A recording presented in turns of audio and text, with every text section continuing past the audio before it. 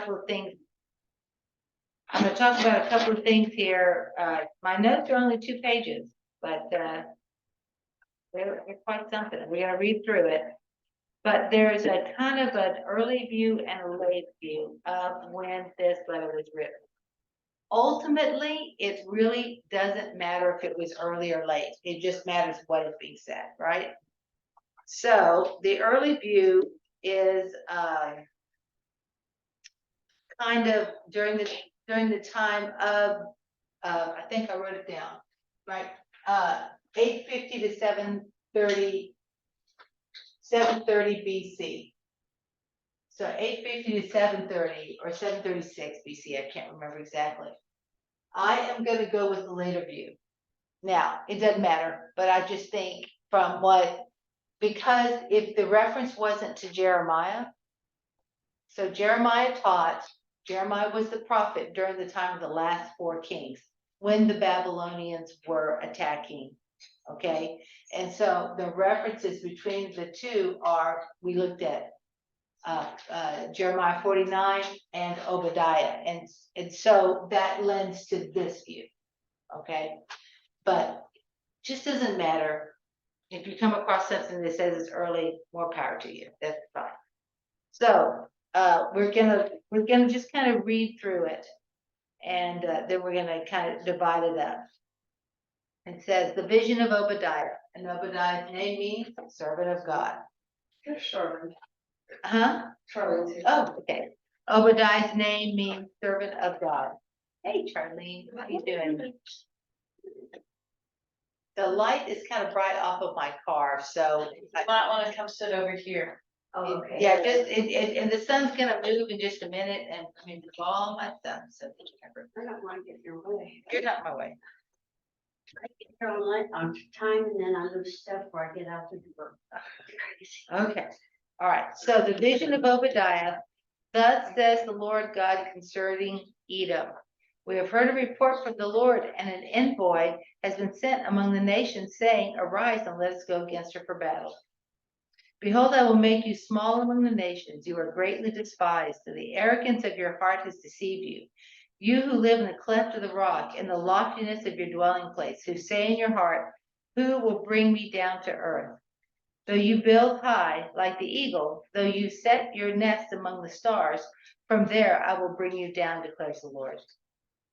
If thieves came to you, if robbers by night, oh, how you would be ruined. Would they not steal only until they had enough? If grape gatherers came to you, would they not leave some gleaning? Oh, how Esau will be ransacked and his hidden treasures searched out. All the men allied with you will send you forth to the border, and the men at peace with you will deceive you and overpower you. They who eat your bread will set an ambush for you. There is no understanding in them. Will I not on that day, declares the Lord, destroy wise men from Edom and understanding from the mountain of Esau? Then your mighty men will be dismayed, O Teman, so that everyone who may be cut off from the mountain of Esau by slaughter. Oh, right there, the first 10 verses. Wow.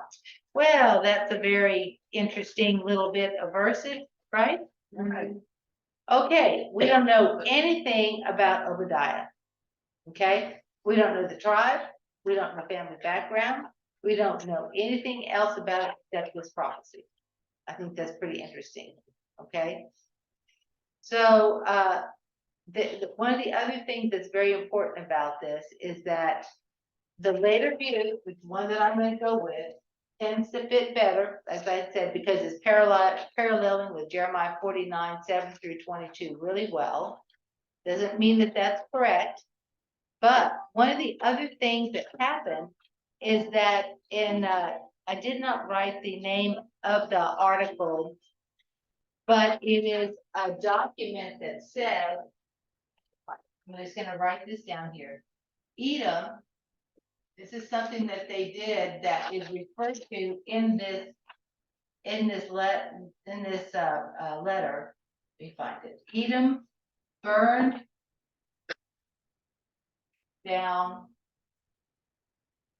the temple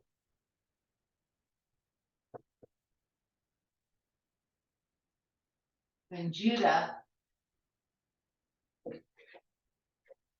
was devastated by the Babylonians.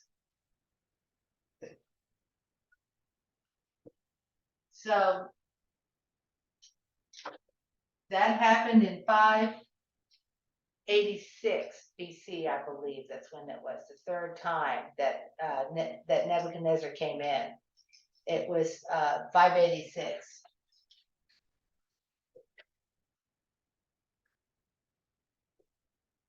So this is one of the reasons why it's so interesting. The other thing that they did is they sacrificed 2 idols before they did it. Now, you know, if you want to tick God off, you have found the ultimate way to do it. That is pretty serious. And so there is a difference here between, we're talking about, basically, we're really kind of talking about 3 groups of people in this whole, but we're going to get to that in this whole letter. You have Jacob or Israel, right?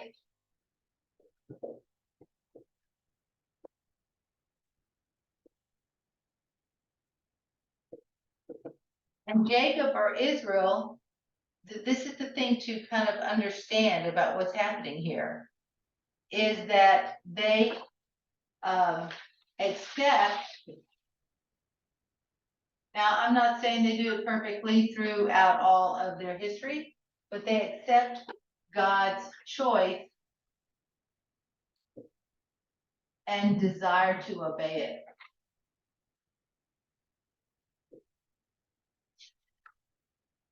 They're trying to obey the Lord. Now, they don't always do great. You have good kings and bad kings. We've seen that very clearly, right? And really, from God's perspective, Jacob was a wimp, right? He was a weenie dog, man. What's that guy doing? He was a conniver. Yeah, Oh, yeah. but his relationship is not based on what he can do. He had unmerited favor from God. God favored him. It was God's choice, not in Jacob's ability, right? Esau or Edom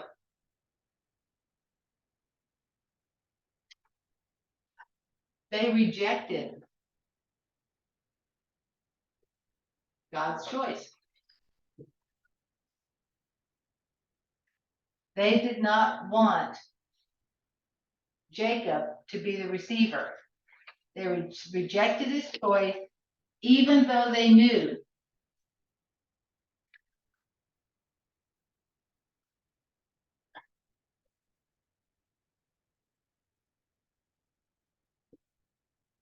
now when Jacob and Esau were born, what happened? Tell us the story of that. They're little babies. They're twins. Okay, tell us what happens. And one sticks their hand out and grabs the and they wrap a ribbon on that arm Mhm. and then he pulls it back in. And then the other one comes out and then the one with the ribbon comes out. Okay. But they were fighting each other in the womb. They were fighting each other. Well, Jacob grabbed Esau's heel, didn't he? yes, he did. Jacob grabbed Esau's heel. What did God say about that? Well, he told Rebecca, you know, you have 2 people that are 2 going nations, to be separate, right? And what's going to happen? and the older will Serve the younger. serve the younger. Oh, so, okay, so before there was ever a little brain cell recognizing, right, outside the womb, the older will serve the younger. Who determined that? God did. So what happens there? What happens in the dynamics of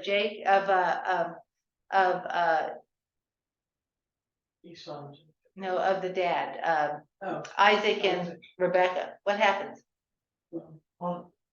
They each loved a different child. And so what started happening? Was Isaac being obedient to God? Isaac? No.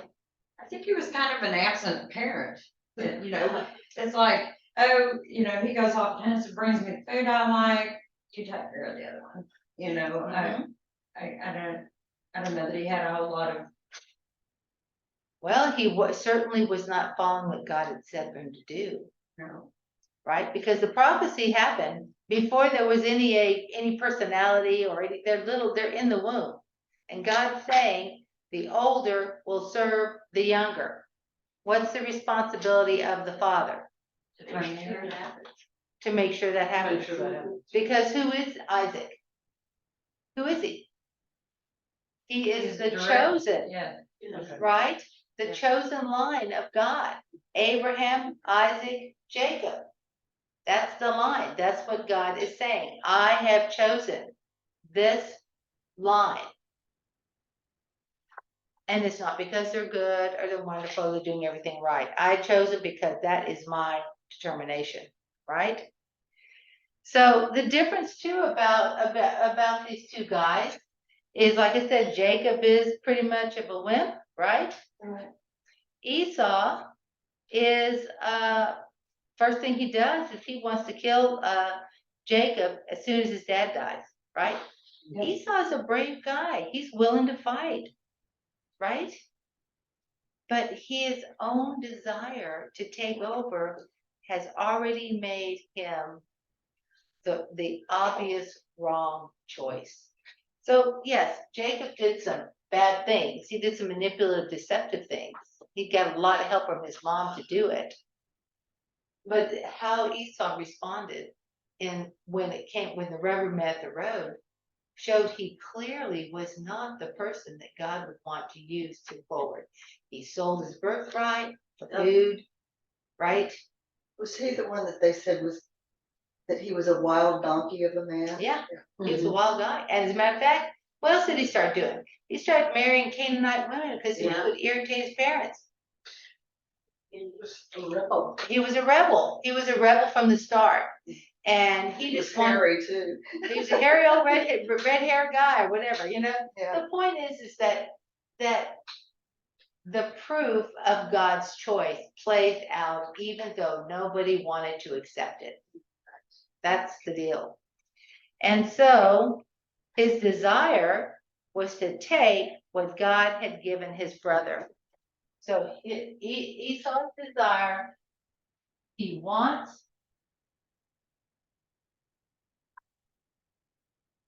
what God gave Jacob. Jacob didn't earn it, and neither did Esau. Which was the birthright. Right. Right. but the blessing seemed to be the big Mm-hmm. hanging. Final thing there. That was nail. Yeah, the birthright, who needs a birthright, Well, they're both twins. They are It was twins. kind of his attitude when he Right. wanted the bowl of stew and, Yeah. Right. and all. But when his father gave his blessing to Jacob, and there was no blessing to give to Right. Esau, that's when To me, he he decided, gave it- okay, this was more important than I thought. Well, because he gave it up so easily to me. It was, Right. Yeah. Right. Well, do we do things like that? yes, either or, sometimes we pick the Yep. wrong choice. Right. So the focus of this prophecy is to describe the judgment of Edom as a fact in history. Prophecy is foretelling future facts. And I never thought about it quite like that before until I got to this study, because just some of the commentaries and stuff that I looked at really, really struck me that really all prophecy is doing is stating the facts of history. History is in God's hands. I think that's, it gives us a lot to be humble for. It's also to describe the coming judgment of the nations of the earth. So, verse 1. Verse 1 is actually saying, that Edom thinks they're safe.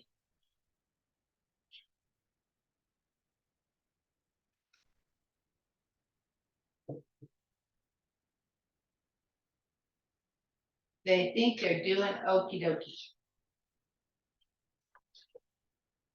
And they're unaffected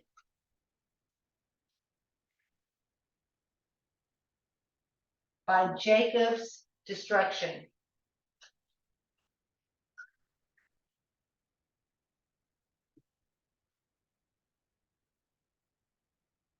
That right there, that is a condemning and indicting statement. That you are not affected by the things that have happened to your own brother. Your family. Couldn't care less about it. Verse 2, this is verse 1, verse 2. Verse 2 is saying, God is going to send the nations to judge Edom. God, nations, judge Edom. He's going to do it. Verse 3, your pride has deceived you.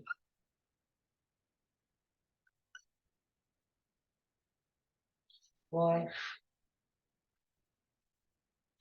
And how did that happen? They saw Jacob destroyed.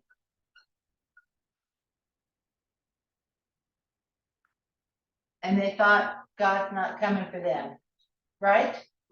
They think God is not going to judge them. They won't be judged. Because God's more upset with their brother. What that incited them to think that they were right, that there was a mistake. Esau wanted that choice, that choice thing that God gave Jacob, and it's proving to Esau in their mind, hey, they didn't deserve it. We really should have had this. We should have had all this favor. We should have had all these blessings. So, the question that I think is so important here, and I really wanted to have a little bit more room to write this down.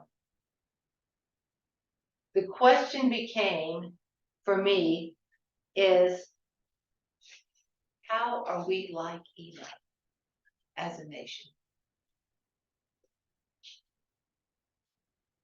How are we like them? Number one, I'll just do under A, we think we are a great nation.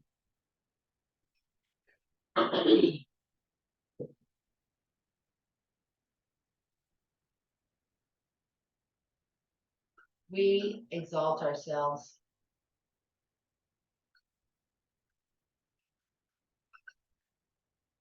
With our pride.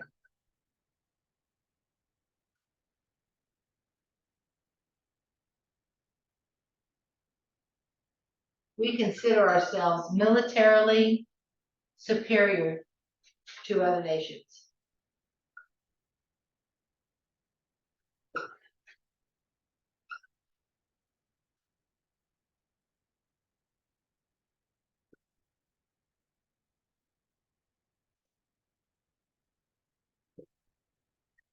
We are blind to our spiritual, moral, and financial bankruptcy. We just talked about this morning.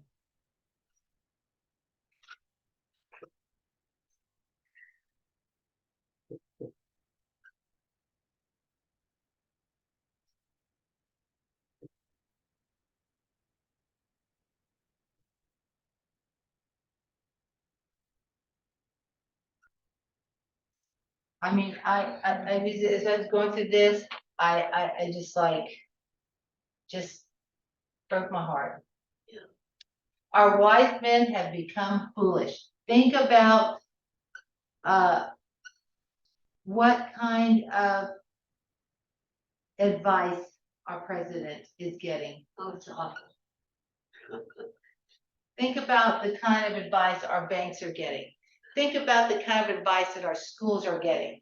Our wisdom has become foolish. Yeah. We do not respect Israel's role in God's plan. You know, they keep telling us.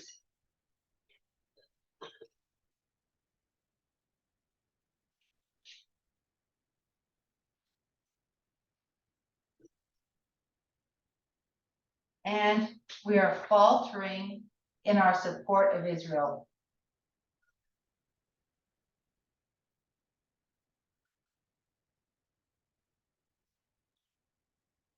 If we do not support Israel, we are Edom. Flat out. I mean, it's like so sobering. And I had to ask myself, what are we doing? You know, acquiring knowledge in and of itself, that's great. But what are we gonna do with this? I mean, how are we going to handle this civilization that is reflection of Edom in our own? I mean, I just, you know, of course, it's the Lord that does it, no doubt, but it's very, very tragic to see this.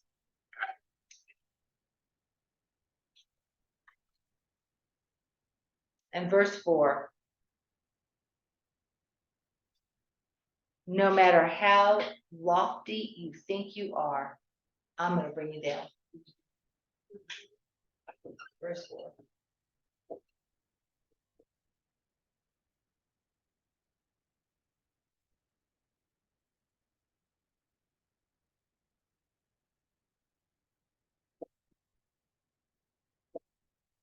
Spookiest thing.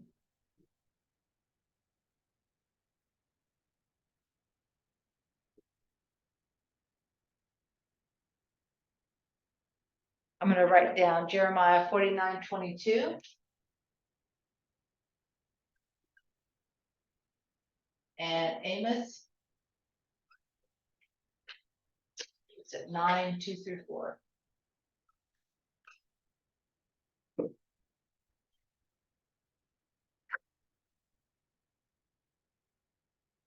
How much of this is not true about our country today?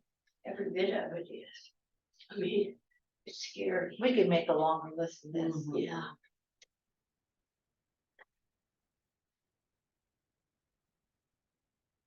I think about in these first 4 verses, this picture, this is why I like this later view, because these things were happening and he's prophesying about this happening.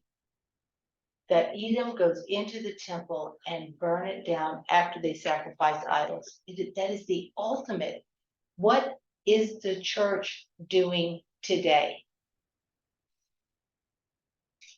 How many idols do we have in our churches? I mean, what are, Give me an example. well, financial Okay. is one of them. There are pastors who will not speak out because they don't want to lose donors. See, if we can understand that, if we think we're a great nation, we were a great nation. Are we a great nation today? Oh, No, no. we're losing ground steadily. We're losing, I think a lot of what the church is doing now is that they tend to overlook. They just, let things slide, for financial reasons, for, Membership numbers. your membership, your music leader is very popular. Even if he doesn't live a godly lifestyle or, or try to even live a godly lifestyle. I mean, there's so many things like that, that you're letting people into roles of leadership that are not biblically qualified to be a leader because they're popular. Right. Oh, yeah. I mean, it's not to say, look, we have pastors are just men. But, but the thing is we have lost the heart of devotion to the Lord. The devotion to the Lord. That's the thing that really convicted me. When I say, This is just weird on my part, I know, because we grew up this way, but when you came into the sanctuary, you came prepared to worship. You didn't come in with your donut and your cup of coffee. That's not preparation to worship. I'm sorry. If you want a cup of coffee and a donut, Yeah. have it before you come before the Lord. So you presented yourself ready to worship, right, and you don't. But that's the way we're appealing to the masses to get the Yeah. membership, because we want everybody to feel cozy and comfortable. And come in the stuff that looks like you worked on your car, and you don't have to present yourself at your best to God or anything, so. well, think about the list here. We think we're a great nation. We exalt ourselves with our pride. We feel that we are militarily elite. And this is what happened to them. They started making friends with people. We're going to go to that next little section here. And they started, and we are doing this. They started letting their buddies from these other countries kind of infiltrate into their government. Oh, And they were yeah. deceived. And they fell for that reason. They were pulled into stuff that they couldn't deal with, and they fell. Blind to our spiritual, moral, and financial bankruptcy. Wise men become foolish. We don't respect Israel, and we are faltering in our support of her. That's the death knell. That is the death knell. So, in 5 through 9, it says, if thieves came to you, if robbers by night,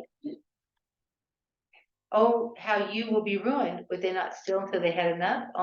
In other words, are they really going to only steal until they've got enough? Or are they going to keep stealing? If grape gatherers came to you, would they not leave some gleaning? No, they're not going to leave anything behind.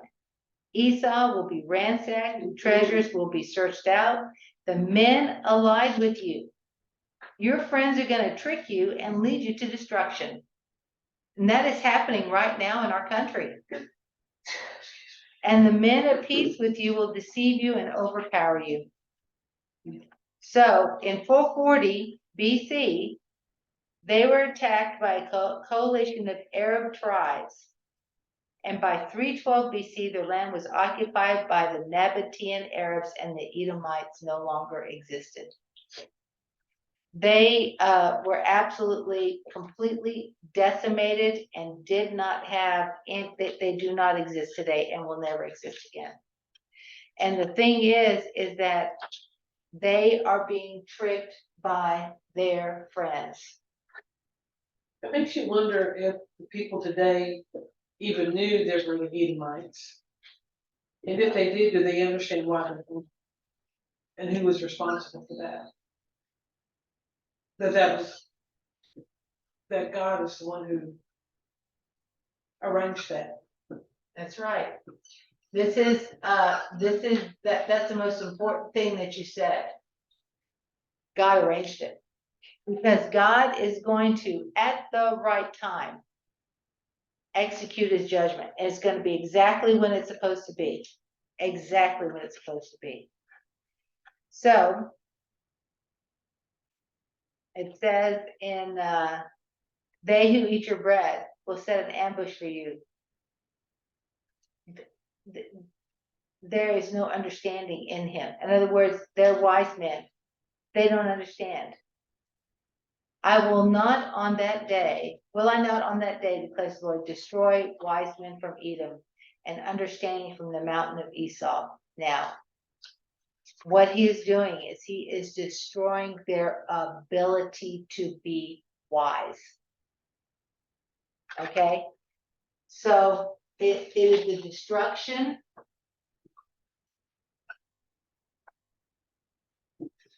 of their ability to be wise. And we're gonna look, I'm just gonna write Romans 1, 22 through 24. I believe that's my verse, right? I wrote it in my paper. 21 through 22. How is their ability to be wise being destroyed? How is our ability to be wise destroyed? How's that? I'm gonna write it in red. One word. Arrogance. Pride. Education. Oh, education.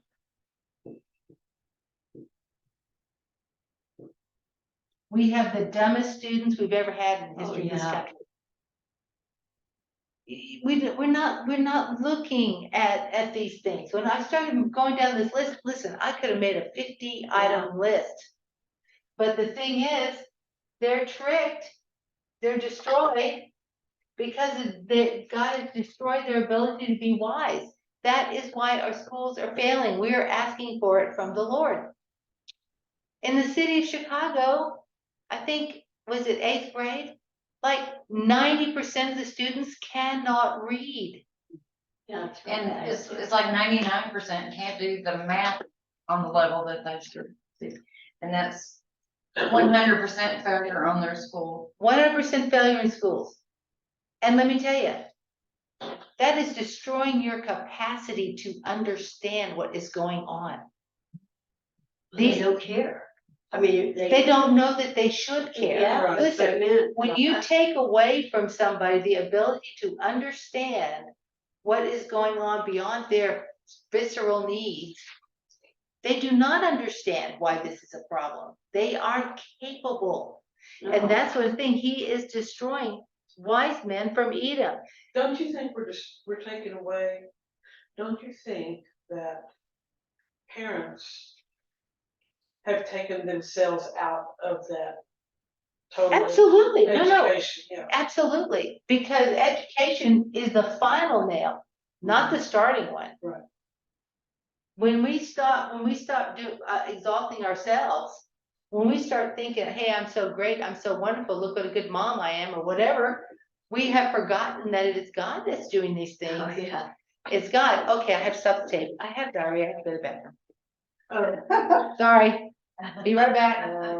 Sorry about that. That's okay. I don't understand it. Because I've been taking Are you- antibiotics. Do what? I've been taking antibiotics. For sinus infection. Well, I'm afraid if I stop the recording, though, I won't be able to, it'll be 2 different recordings. That's okay. Yeah. Yeah. Cathy will return.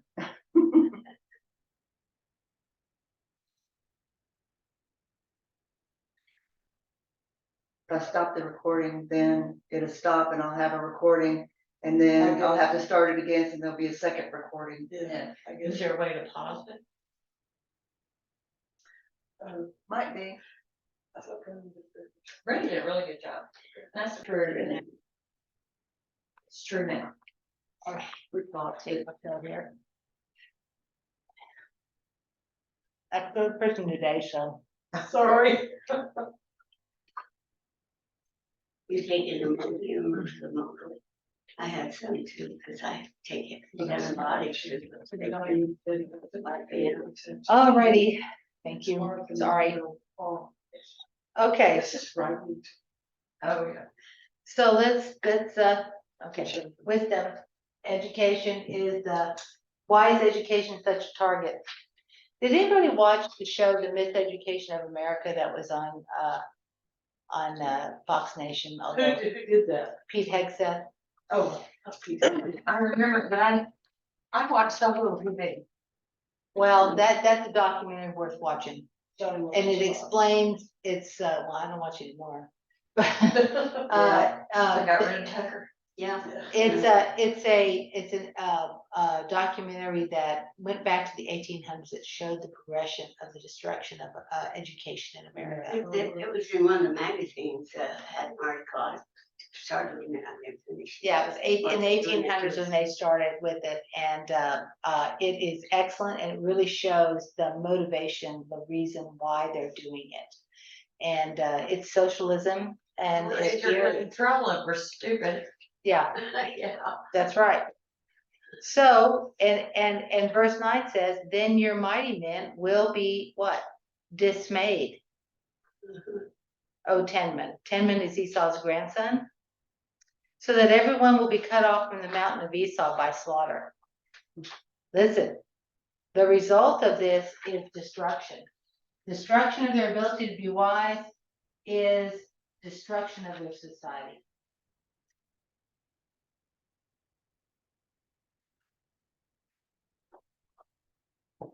You know what? I'm just gonna say something, probably be shocking. But because we have a president who's afraid to pull the trigger for nuclear weapons, nobody should do it lightly, don't get me wrong. We are guaranteeing our defeat. It's weakness. It's weak, so it's viewed that way all over. Yes, And they all know it. right. Yeah, they're, they didn't. Now, another thing that was, that I read that I this. think I did that run for president again. Yeah. So the thing is that one of the things that they talked about in this that I thought was very interesting was when we talk about the men, verse 7, who are at peace with you, deceive you, and overpower you. One of the areas that they will do that is they will find out your secrets, like your secret armaments, your secret Well, technology, they your apparently, secret Yeah. stuff. you had to go through a long pass between the mountains to get to. Yeah, because it's a very get to mountainous them, and area. They were Yes. built into the side of the mountain and all Right. that, so they were very easily defendable. Right. I didn't think anybody could defeat them, could Right. overpower them, but they were destroyed from within, basically. Right, and so let me ask you, Right. uh, uh, verses 5 through 9 is telling us the way they're destroyed, the way that they are destroyed from the inside out. Are we any different? We live, No. we have these oceans between, you used to always say, well, we'll never be attacked because you have to cross this big ocean. No, Well, look that's- at what we thought were our friends, look what's happening in Mexico and in Canada. There you go. Yeah, look at the balloon that came out. and- Yeah, we just let it go across the country. Oh, yeah, Yeah, let's just watch it for a few days. Right, yeah. so, get to that next little part here. Very sobering. Verses 10 through 14 are talking about the motive. 10 through 14. They 5 through 9 is they're destroyed through their friends. 10 through 14 is the motive for their hate of Jacob. Why they hate their brother. Because of violence to your brother Jacob, you will be covered with shame and you will be cut off forever. On the day that you stood aloof, on the day that strangers carried off his wealth and foreigners entered his gate and cast lots for Jerusalem, you too were as one of them. That's what he's referring to, them coming into Jerusalem. Do not gloat over your brother's day, the day of his misfortune, and do not rejoice over the sons of Judah in the day of their destruction. Yes, do not boast in the day of their distress. Do not enter the gate of my people in the day of their disaster. Yes, you do not gloat over their calamity in the day of their disaster, and do not look to their wealth in the day of their disaster. Do not stand at the fork of the road to cut down their fugitives, and do not imprison their survivors in the day of their distress. What is he saying? What's their motive? Oh, God is with Jacob. I mean, God is with, he's gonna protect them. Jealousy. Yeah. I'm telling you. They're jealous.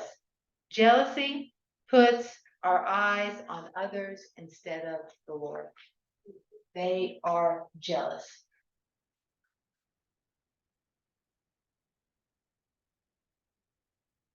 They can't see God working. They just can't see it. Instead, they're going to work against the Lord. That's what they're going to do. And what is he doing? Get to my notes. it says. Let me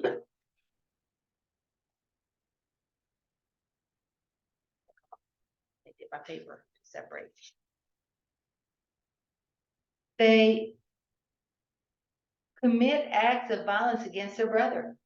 They stand and watch as strangers harm their brother. They act like the enemies of their enemies and their brothers. They're acting like the enemies of their brother. So they're standing off, they're committing violence, and they're watching other people get harmed. Verse 12, you gloated over your brother's misfortune. So because you think that one of the things that jealousy does is you gloat over misfortune. And you do self, I don't know if I can spell aggrandizement, but you're self important. And if God had only given us the blessing, we'd have done a whole lot better than this. They've just thrown it away.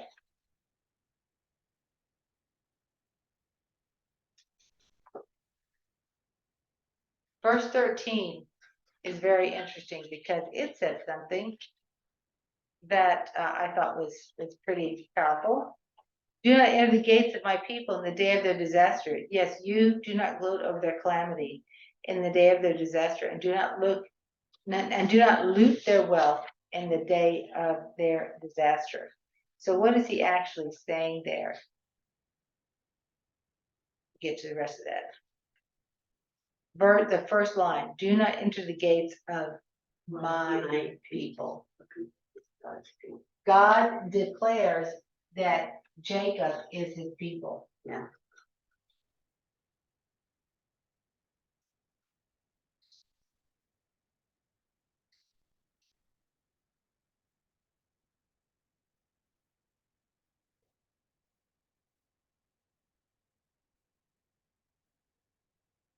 It's like kind of amazing. And I have some scriptures in Leviticus and Deuteronomy and Romans that talk about Israel being his people and so on.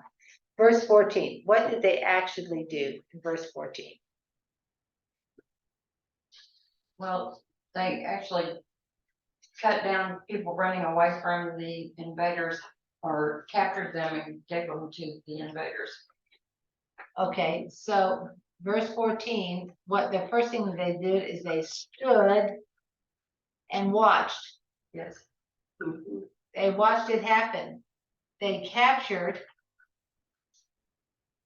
And what else did they do? Did they just capture? First, they cut them down. They cut them down. They captured or cut down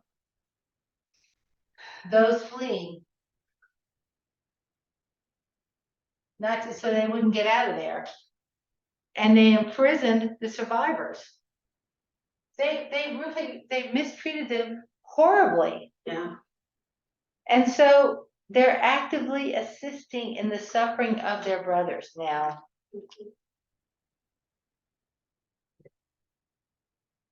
How do we apply that to today?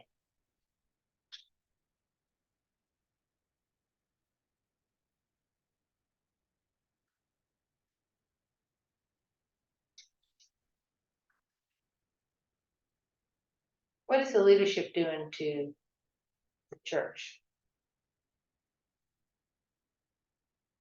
What is the country, what is They're trying our to president? What's the president doing to the Catholics? Oh, but she is a Catholic. The Catholic Church stands up for pro-life. Pro-life. You say whatever you want about the Catholics, but they stand up firmly for pro-life. And they're getting hit by the government. Is the government arresting people who protest pro-life, for pro-life? They are, yeah. Sure do.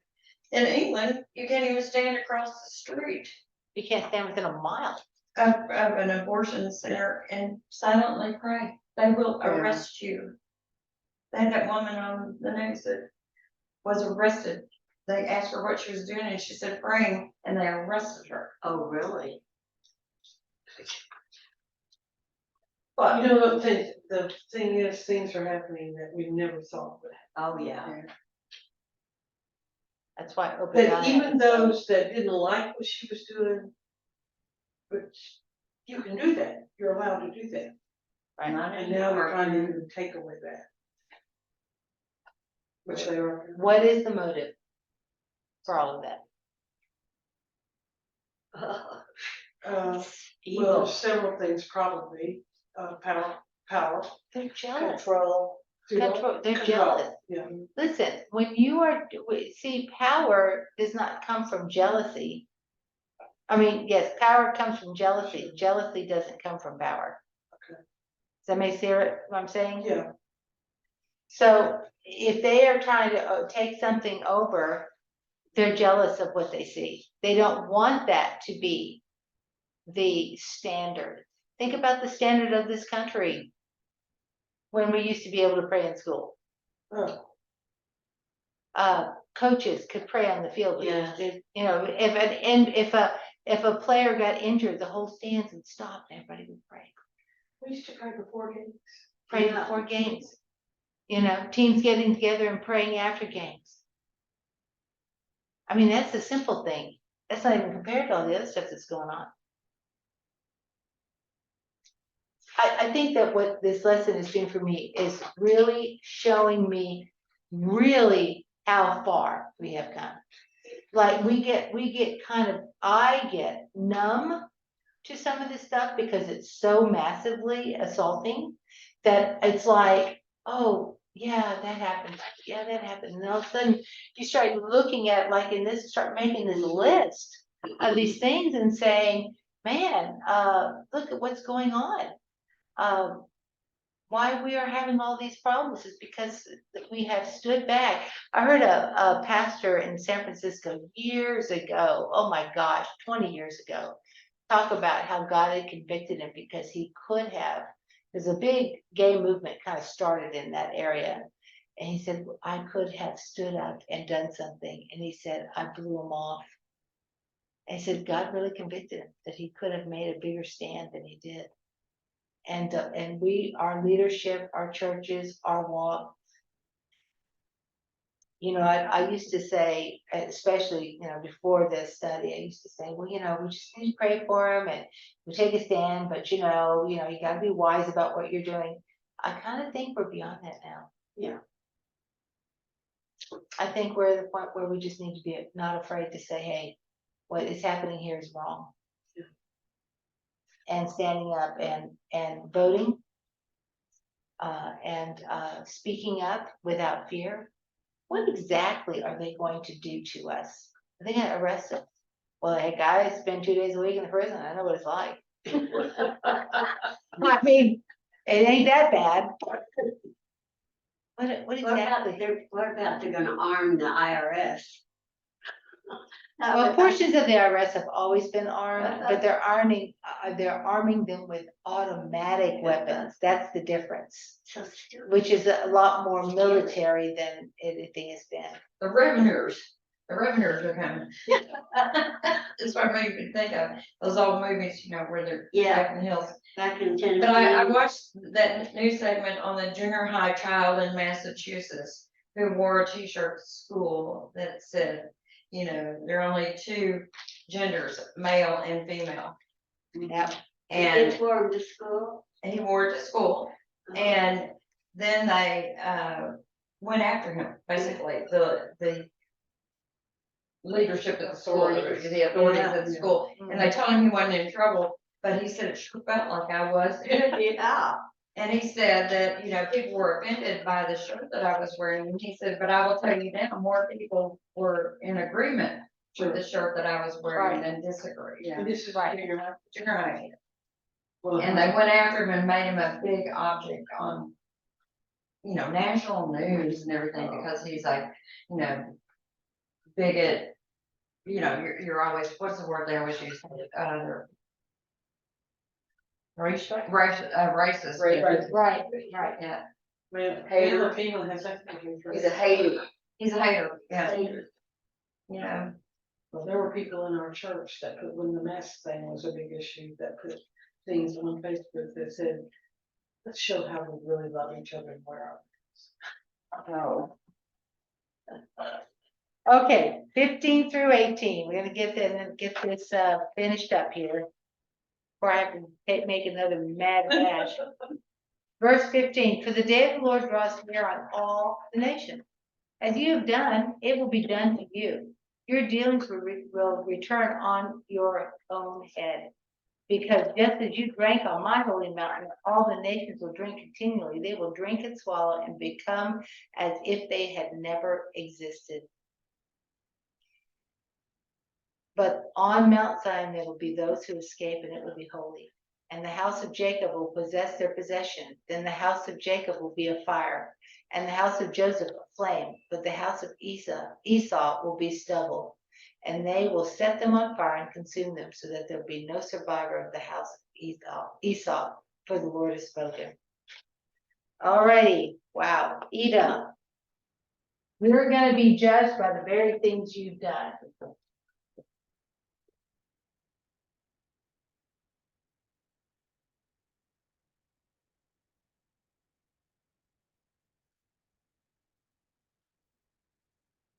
It's going to come back to haunt you and destroy you. There is no mention of Edom in the millennial reign. In Zechariah chapters 12 through 14, no mention. Right? Verse 16 tells us that Edom drank on God's holy mountain. This is the temple where they drank their pagan gods and burned down the temple. And then verse 18 says there's no survivor in the house of Esau. No one. No survivor. No one is going to stand. The nations will drink continually. Now this is going to be an event. This is a drink continually. They're going to drink it over and over and over again, the cup of wrath.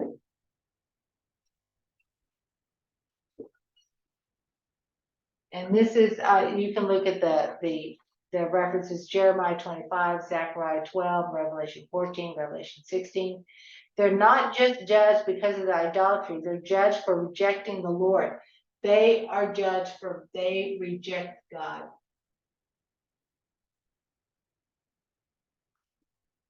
Judah and Israel, Isaiah 51, 22 and 23 tells us God takes the cup of wrath out of their hands. 51, 22, 23. And says, their possessions restored, there will be holiness. They will be holy. They will be a flame, a fire, and they will be restored. That's what's going to happen to them. What should be our prayer? What should we be praying? I don't know where to write this, but I got to find a way to write the prayer. I guess I'll erase this. What should be our prayer?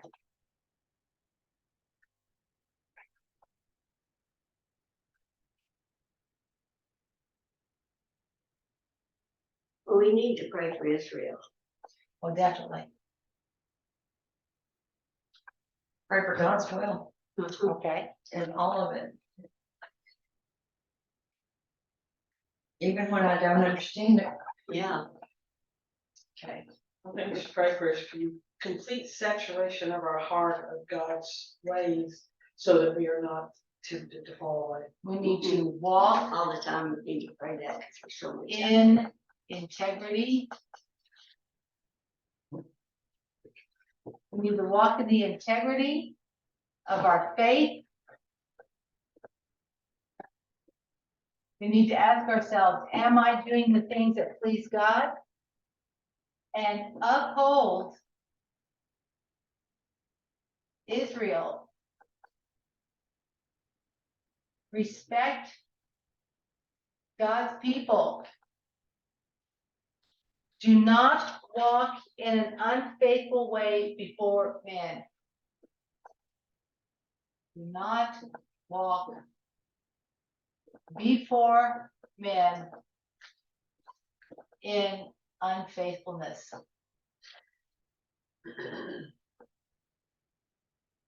We are not going to be successful in our testimony if we don't have one.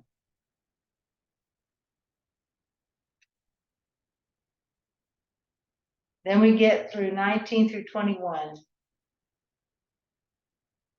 And I got a few more verses at the bottom of that. 19 says, then those of the Negev will possess the mountain of Esau. This is restoring the land of Israel.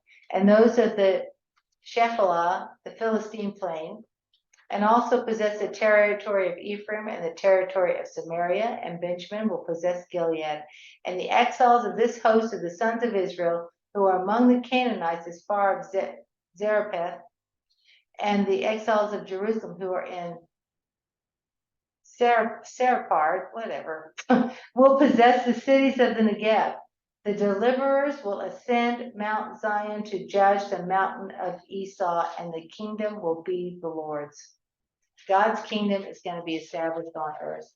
God will establish his reign and his rule, and no man can stop it, or none. No man can do it. This was, as I was going through this study, I just could think of all of these things, all of these examples, all this stuff, especially when I was making this list of the ways that they were arrogant and the ways that we are arrogant. And I just thought, I could be reading the newspaper today. I could write this study completely out of the newspaper. Now, what else is true? What other truth is there about all this? We cannot thwart God's will. We can't stop what's going to happen, right? Nobody else can either. Nobody can. That's right. I mean, just because they think that this is all a bunch of baloney doesn't make it not true. Right. Well, what I'm Truth is truth. getting at is that this idea that I genuinely and truthfully believe 2 Peter 3:9, God is patient, Yeah. and waits for the salvation of many. This needs to be our attitude about the last days. I'm getting more and more concerned when people say, oh, I just can't wait for the Lord to return. That's sort of Do scary. you really feel that way? Because, if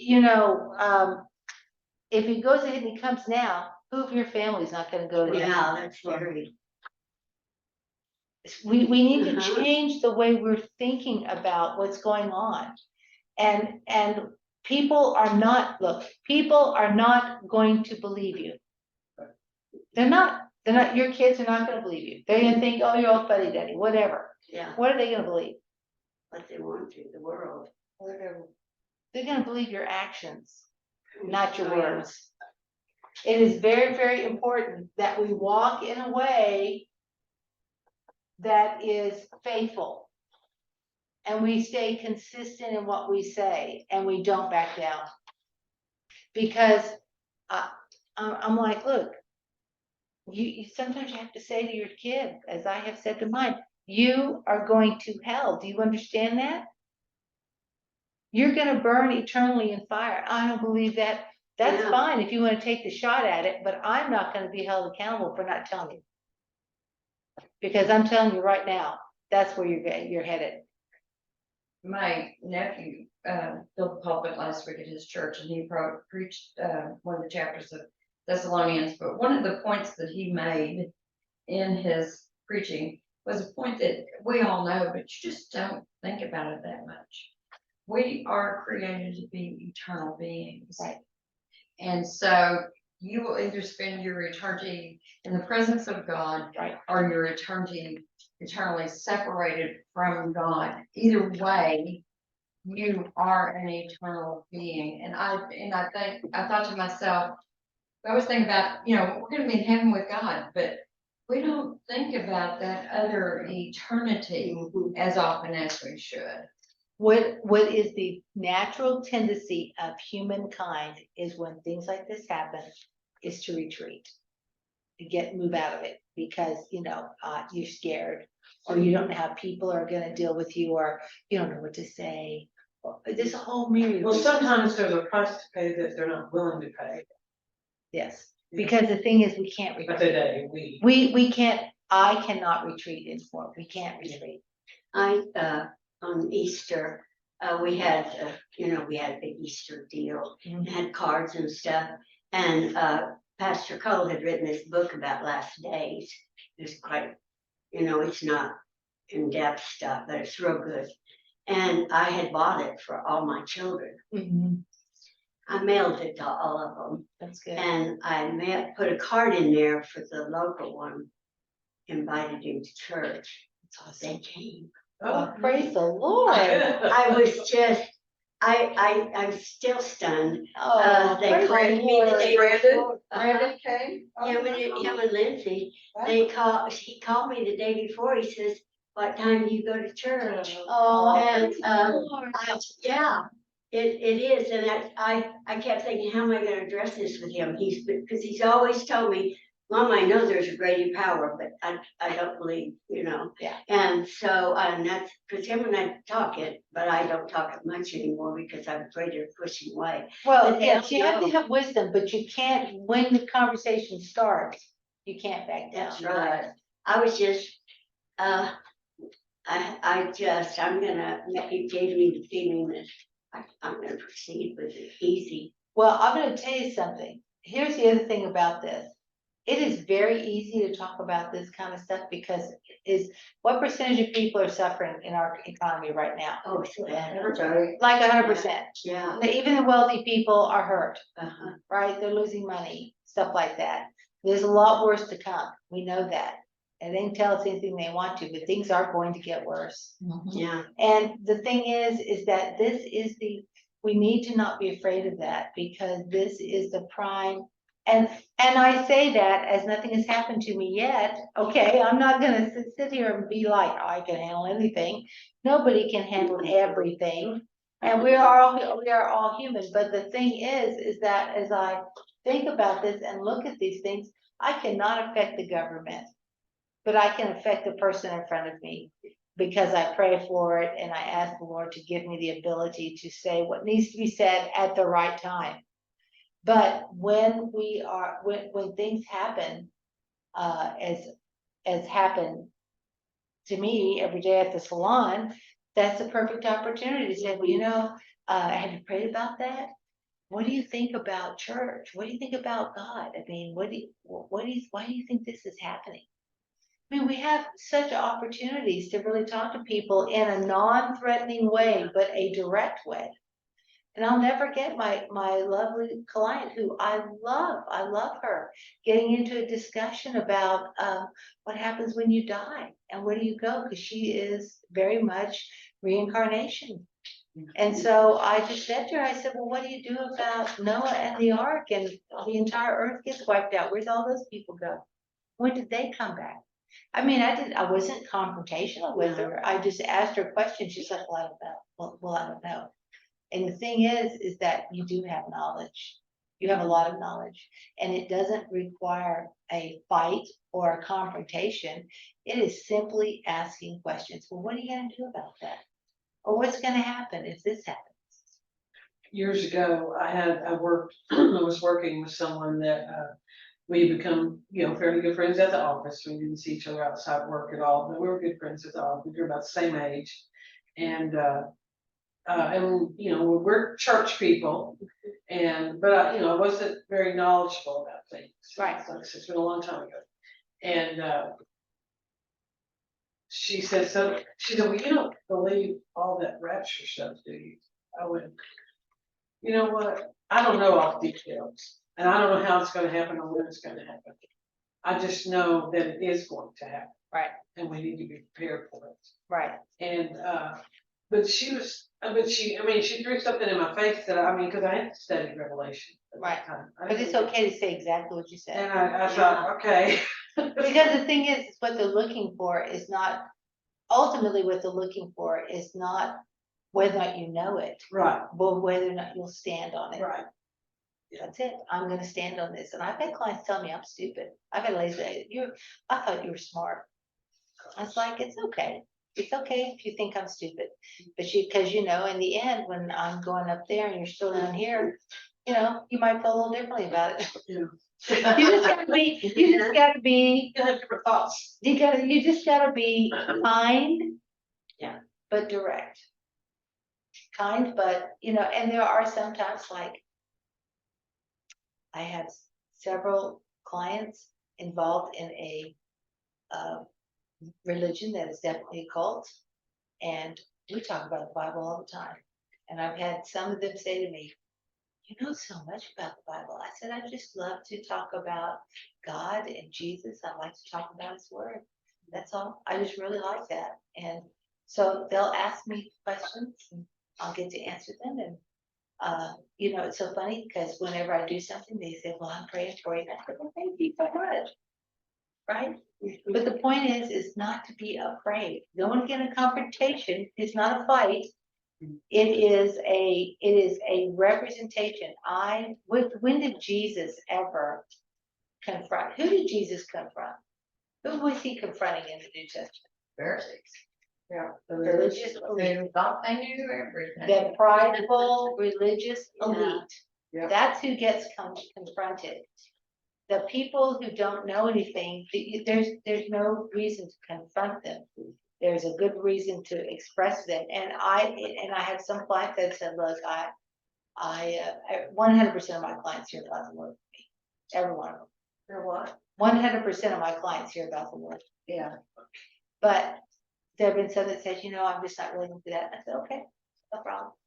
I'm not going to keep bringing it up, but things happen. And they'll say, well, so you're like doing your church thing? I said, yeah, I'm doing my church thing. I've had clients that I've gotten to witness to that have accepted the Lord, some that haven't, some that will come back and tell me their religious experiences. And I'm like, but you got This it. was religious or was that just drawn? Some of them are a little interesting, but the thing is that they're not trusting me. They're trusting God in me. They just don't realize it. And that's what we want to do is be aware. Think about this list and look at our country and say, what am I doing? And what exactly am I doing about this? Who is accountable? Every one of us is accountable. He is not a task master. He's not snapping a whip over us. He knows their limitations. Don't be afraid.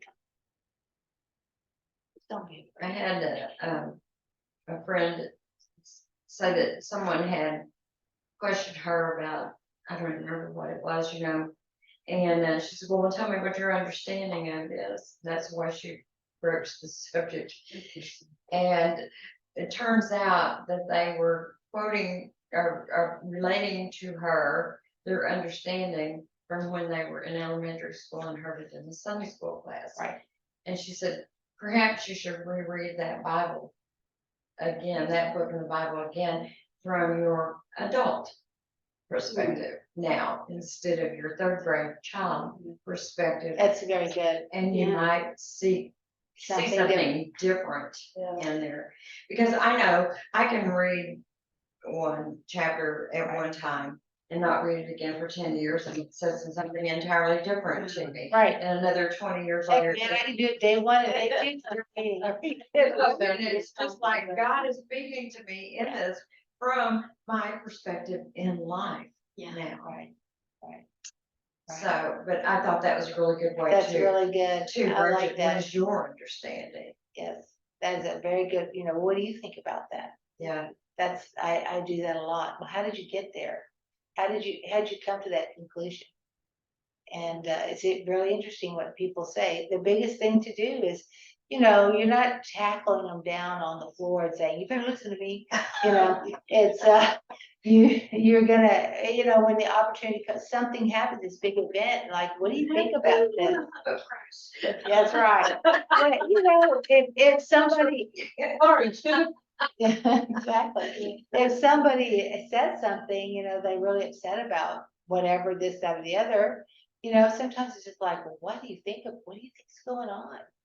And then it just leads to more conversation. Well, do you think maybe we're getting judged for being sinners or something? There are all kinds of conversations with people. It's been good. So anyway, well, next week is Joel. So has anybody in here studied Joel? Specifically, Joel? We didn't do Joel in the We, class. in Revelation, we refer to some things in Joel. But not, Yeah. But not simply, Joel. yeah, So the next 3 weeks are gonna be Joel. okay. And let me tell you, when this study is over, I'm gonna be so glad. I am tired. So, also, y'all, please, that's the other thing, is the fourth class, somebody asked, it's on Memorial Day or when? No, What's the the fourth is on the 22nd, and 22nd? the Memorial Day is next week. Thank you. I was Okay. the one. Okay, I knew somebody asked me that, okay, good, thank you. So, yeah, we only have 3 more weeks, so y'all please be praying for me as I get ready for this conference. It's a big thing, and I'm really humbled to do it, but there's a lot to it, so. Where is it at, or? Schulenburg, 3 days in Schulenburg. So, okay. Is there anything else that I need to say? Any other comments we want to make? No. All right, let's pray. So, Father, you are so good, and I ask you, Lord, to convict our hearts. When I really think about how far our country, I just didn't, I didn't put all the little pieces together like this study has done. And looking at that's not even the full description of our country and how it's fallen. But it's a portion of a picture of an insight into the fact, Father, that this country is doomed. We are doomed as a nation. And Father, you're the one who installed this nation. You're the one that sent us here. You're the one that had great plans for our country, and we have sinned against you as a nation. We have believed the lie. We have been deceived, and we are about to be no more. Father, we deserve the judgment we're getting as a nation. We definitely do. But you have this church, the greatest percentage of Christians in the world is right here in this country. And I ask you, Father, to wake up your body. Wake us up, Lord. Just as we had studied before, Jehoiada, one man, a high priest, turned the direction of the nation in his life.